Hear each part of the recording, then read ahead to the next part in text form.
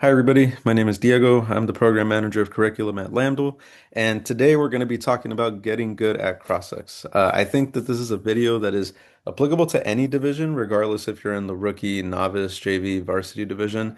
I'm pretty sure any of you could take something out of this video. I have some tips about how to get good at cross-ex. I think it's the most fun part of the debate, being able to see both sides get at each other, asking each other questions that are pressing. I think that cross-ex makes for the most valuable part of the debate for a judge to watch. It clarifies a lot of things for judges that are confused. And at the same time, if you are asking the right questions, it can also make or break certain debates as well. So this presentation is designed to help you get better at cross-ex. I'm going to be sharing some tips, but also some things that you can do to practice getting good at cross-ex as well.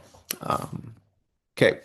There are a couple of things I want to remind everybody before we get into the specifics of cross-ex. The first thing is that cross-ex is a speech time.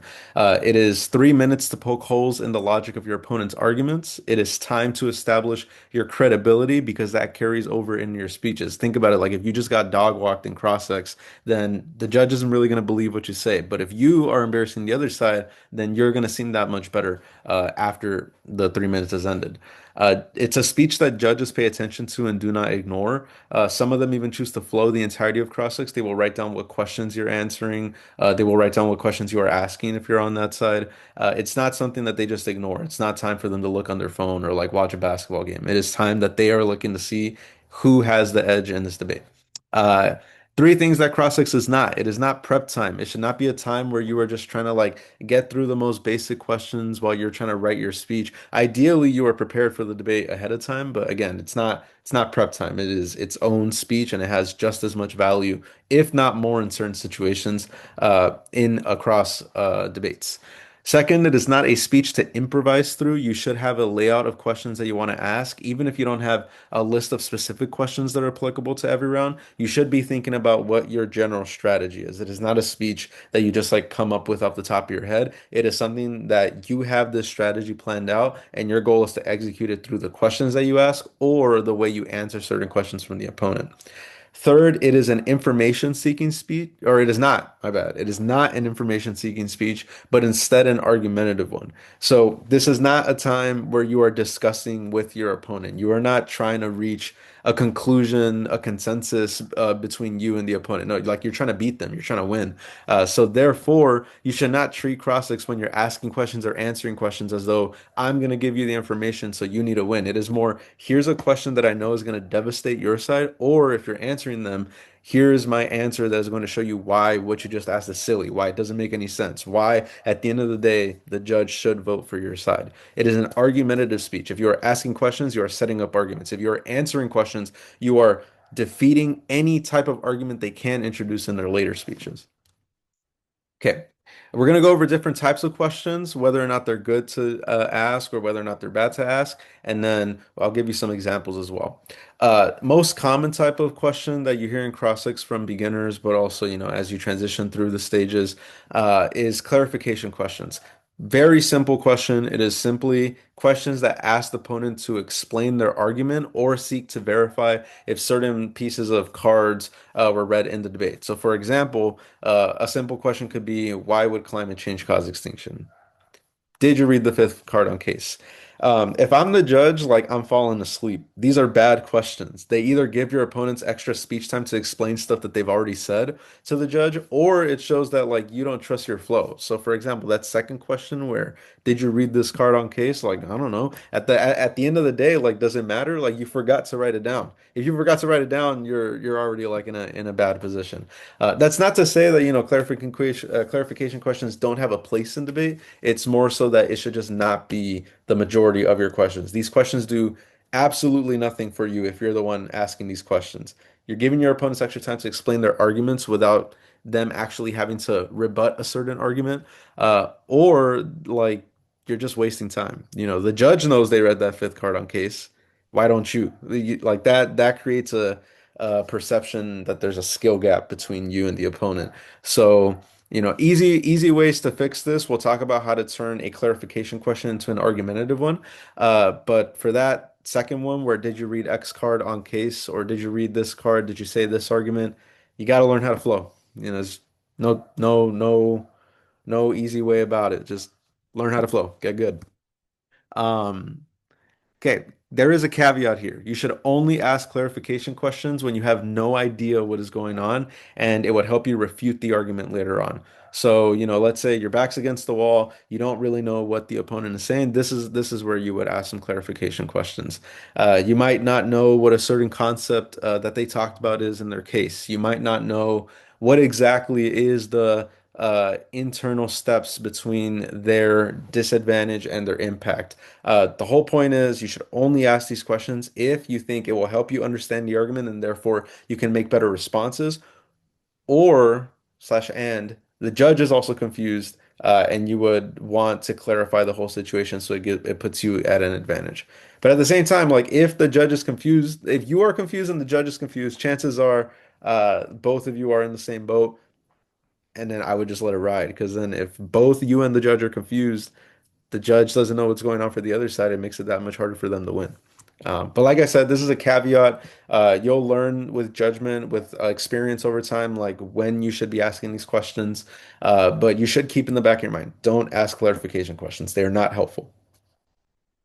Okay. Instead, you should set up arguments within your questions and, like I said, flow better. Just get good at that. It comes over time, comes with practice drills. The faster you can get better at flowing, the faster you'll eliminate some really bad questions in cross-ex. So, you should identify key arguments you want to set up in your strategy or loopholes in your opponent's logic in real time and then turn them into questions. So, this is a time where you maybe want to be talking to your partner during the other speech and trying to figure out here's a piece of evidence that doesn't really make sense from their side. Here's a really bad flaw within their evidence, like their author sucks or their evidence is from the 1970s, trying to talk about a 2026 issue, something like that. You want to identify key things you want to point out in the debate and then turn it into an argumentative question. So you keep the judge engaged and you show that there's a flaw, there's a gap in the opponent's arguments. Okay, here are two examples. This first one, why would green technology solve climate change? Open-ended question, really bad. Let's the other side just ramble on, talk about why their impacts are good, or why the affirmative solves through green tech, why the negatives counterplan solves through green tech. Bad question, doesn't really help you with anything.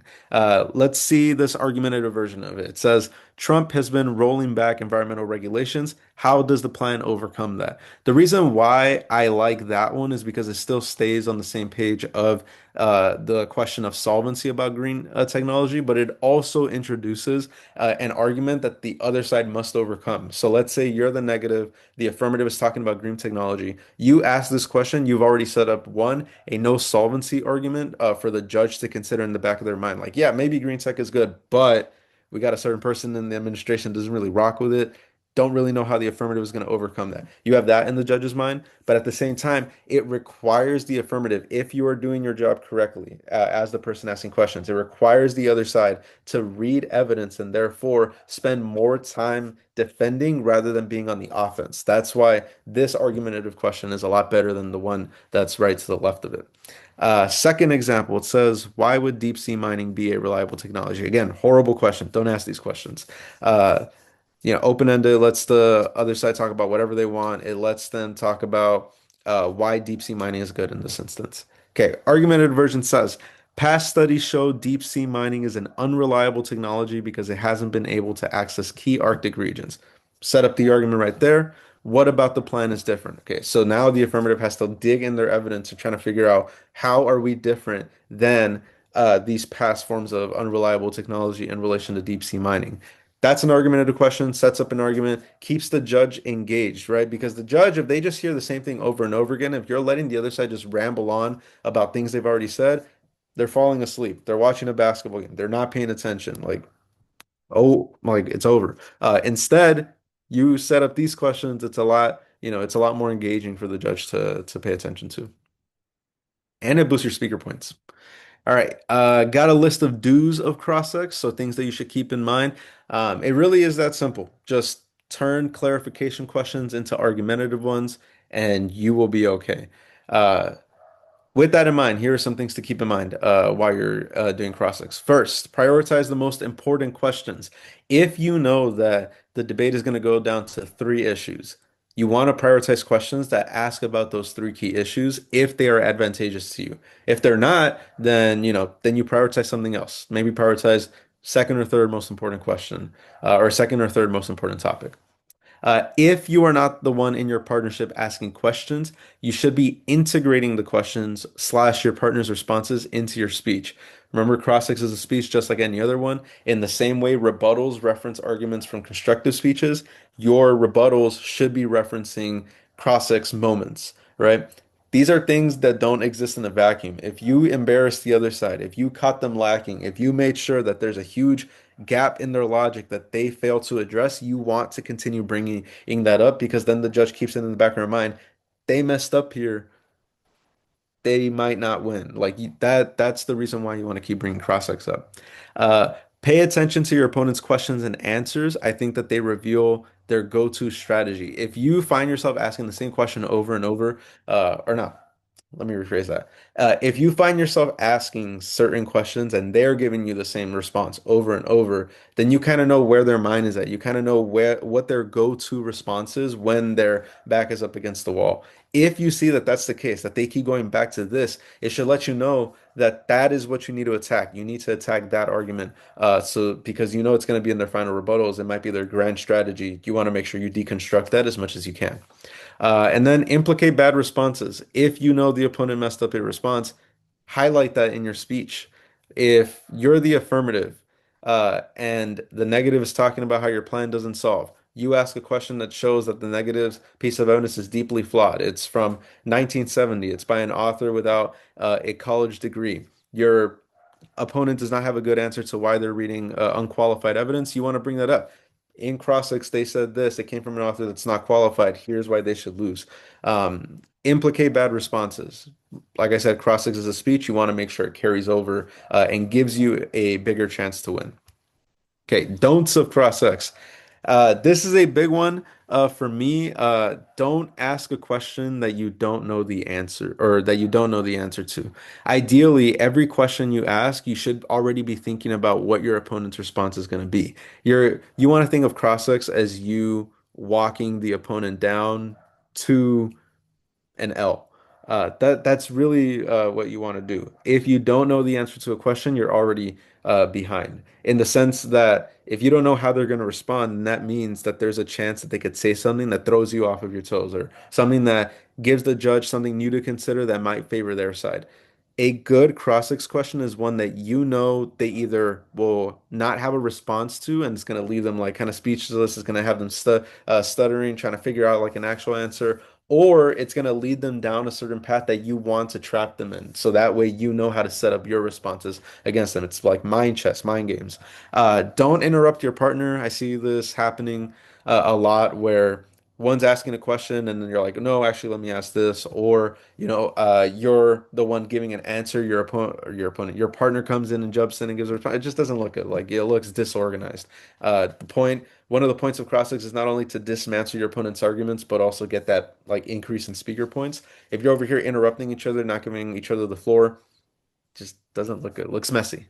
Um, don't cross-ex after the timer ends. In the same way, you would not want your opponents to give a constructive that's a minute over time. You don't want to ask questions or answer them over time. Just like, you know, timer's done. That's it. Don't like, it also like delays rounds. It makes them start later. So it's just not fun. Not fun. Don't do that. Uh, don't ask about drop opt arguments. If you know that your opponent failed to respond to an argument, you get to bring that up in the later speech and say they dropped this, therefore you can consider it a true argument in this round. Here's why it wins us the debate. If you ask about a dropped argument and your opponent notices, oh, I dropped that in my previous speech, let me answer it right now. Cross-ex is a speech. They get to use that as a legitimate answer. The judge will not dismiss that. So if you know an opponent dropped an argument, don't just like pretend you don't even know about it until the next speech comes. Uh, don't beat a dead horse. If you know that you are absolutely like humiliating them in a on a specific argument and the judge kind of gets the point, you've been at this for about 2 minutes. At that point, like you just start to come off like a jerk. And again, speaker points go down. Don't beat a dead horse. If you know that in your first 30 seconds you've already dismantled an argument or built up a good case against it using a certain response or a certain question against your opponent, just move on. Like I guarantee you, everybody knows how to read the room. Don't admit defeat. If you get embarrassed in a certain response, or if you ask a bad question and then they get the floor to get ahead in the round perceptually, that doesn't matter. Like it's just one small moment. You want to make sure that you bounce back from that by asking better questions or by giving better responses. You don't want an aura. You don't want like a loss in aura temporarily to to make it so that you can never win any round. Just have a winning mindset going into it. Okay. Speech by speech advice. This is more about, these are the people that should be answering questions during this time. These are the ones that should be asking them. Cross-ex of the 1AC. So if you're the negative, the person who is the final negative speaker, so the 2N, should be asking the questions, right? The 1AC speaker just went up. You want to make sure that if you're the one driving the boat, uh, as the negative, you want to make sure you're the one setting up the key issues of the debate because you know what you want them to be. You should focus on solvency and internal links to set up argumentative questions. Big part of debate is proving can the 1AC solve its impacts? Is the 1AC a good idea? Questions that get at the heart of that are based on can the 1AC solve its stuff?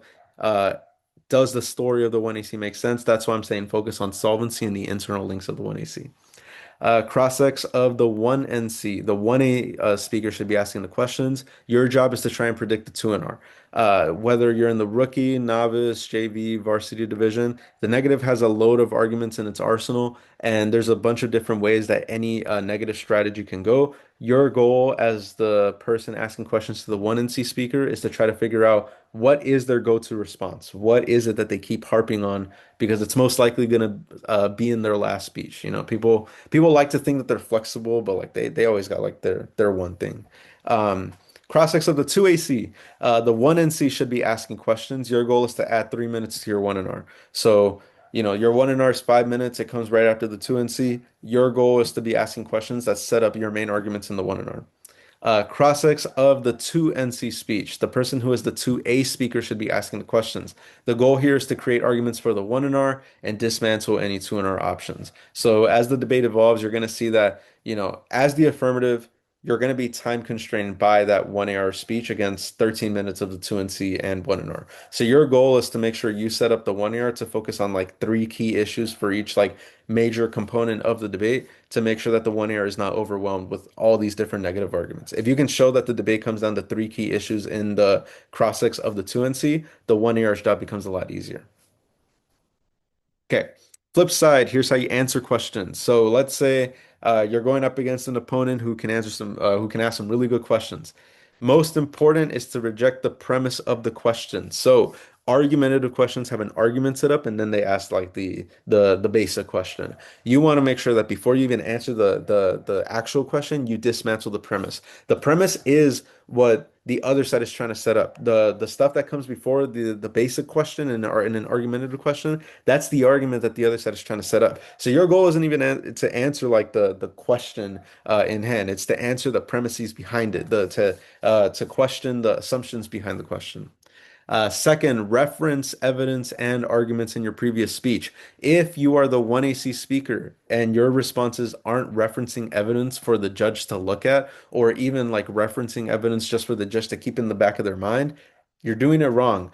Your entire point in debate is to supplement your arguments with evidence, to back it up with examples, with an author qualification, with a recent article, something like that. If you're not doing that, then your answers become pointless. Like I don't, as a judge, and when I'm judging, like it's like I'm not here to just like listen to what 15, 16-year-old thinks about like this specific issue in the Arctic or like what healthcare is. I need to know that the response is being given by you is backed up with evidence. That makes you sound more credible. Um, Only answer the question and nothing else. You don't want to trap yourself. Think of it as everything you say should be something you're able to defend later on in the debate. If you include extra things that don't need to be as part of your response, you're opening yourself up to more criticism, thereby opening yourself up for more attack, more of a chance to lose. What happens if you get embarrassed in cross-ex? We already talked about this. Don't hide from this. Answer immediately in your speech.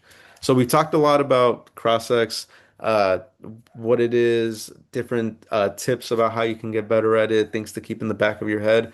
Other thing is how do you practice it? So outside of cross-ex, the easiest way to practice this is practice with your partner. Prepping is not just about highlighting cards, cutting cards, reading the articles that you're planning on using in debates. Not even about just practicing speaking drills or flowing, but it's also about being able to get good at arguing the cards as well.